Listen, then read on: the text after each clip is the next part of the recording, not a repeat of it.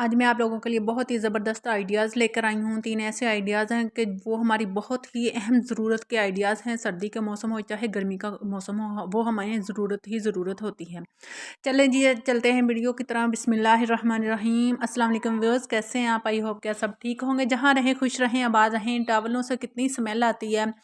सर्दी का मौसम हो चाहे गर्मी का मौसम हो, स्मेल तो उनकी ख़त्म करने के लिए बहुत ही आसान तरीका है। आप लोगों ने क्या करना है जी, मीठा सोडा ले लेना है, उसको अच्छे से टॉवल के ऊपर फैलाकर और थोड़ी देर के लिए उसको रख दें।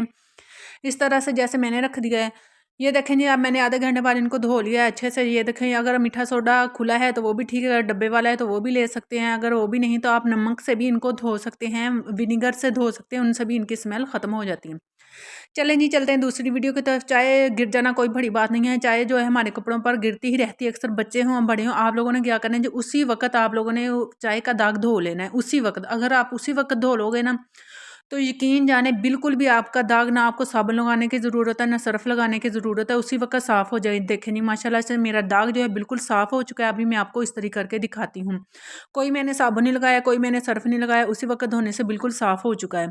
अब चलते हैं जी मेरी तीसरी टिप की तरफ। तीसरी टिप भी बहुत अहम है। देखें जी, शादी का सीज़न है, जहाँ भी है, अगर कहीं पे जा रहे हैं दावत पे, कहीं भी आपके शूज़ जो हैं इतने गंदे हैं कि आप सोच में पड़ जाते हैं कि अब मैं क्या करूँ, मेरे पास एक ही शूज़ है, मैं अब और दूसरा भी नहीं पहन सकता, क्या करूँ? आप लोगों ने क्या करना है, बहुत ही आसान टिप है। आप लोगों ने सबसे पहले उसे अच्छी तरह से किसी कपड़े से साफ़ कर लें, या फिर आप ब्रश की मदद से साफ़ कर लें। आप लोगों ने अच्छे से उसको ऊपर से मट्टी, जो भी धूल मिट्टी सब लगी हुई है, सबको साफ़ कर लें।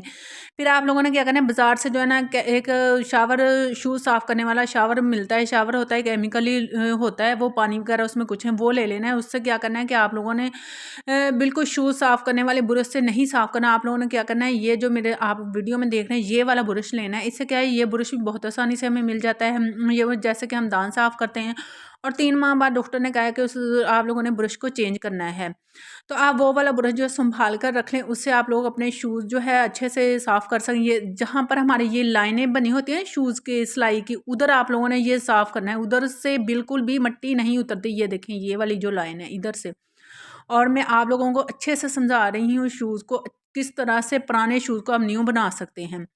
यहाँ बिल्कुल भी क्योंकि हम अगर दूसरा ब्रश इस्तेमाल करते हैं, ये जो हमारी लाइनें हैं हील के पास, बिल्कुल भी उनसे मिट्टी है, गर्दो-गुबार नहीं निकलती। ये देखें मेरे शूज़, दोनों में आप फ़र्क खुद महसूस कर सकते हैं। अब मैं इधर ऊपर से इसके शाइनर जो है आम अब तो हो चुका है, ये वाला शाइनर, स्पंज वाला शाइनर भी मिलता है।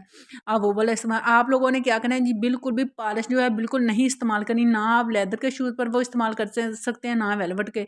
और ये मेरा लेदर का शूज़ है, इस पर तो वो अगर हम वो लगाएँगे कि तो वो जब हम बाहर जाते हैं, हस्बैंड बाहर जाते हैं, तो ऊपर से क्या होता है, धूल मिट्टी से वो ऊपर और ही जम जाती है, वो उतरती नहीं। अगर आप शाइनर से इस्तेमाल करोगे तो बिल्कुल भी। इसी तरह मैं आप लोगों को दूसरा आइडियाज़ बताती हूँ। अगर आप लोगों के पास केमिकल वाला शावर नहीं है, तो आप लोग क्या करें जी, इसी तरह शूज़ को अच्छे से साफ़ करके आप लोगों ने क्या करना है, फिर मिट्टी का तेल तो हर घर में मौजूद होता है, वो ले लेना है।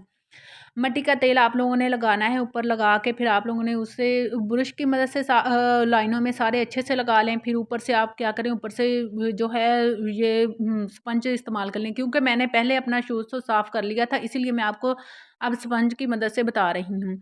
मेरी वीडियो अच्छी लगी हो, लाइक शेयर सब्सक्राइब ज़रूर करें। मुझे दुआओं में याद रखें। इसी तरह मैं आप लोगों के लिए अच्छे अच्छे आइडियाज़ लेकर आती रहूँ। ये देखें जी, अल्हम्दुलिल्लाह से मेरी शूज़ बिल्कुल रेडी हो चुकी है दावत पर जाने के लिए, शादी पर जाने के लिए। आप लोगों को वीडियो कैसी लगी? अल्लाह हाफ़िज़।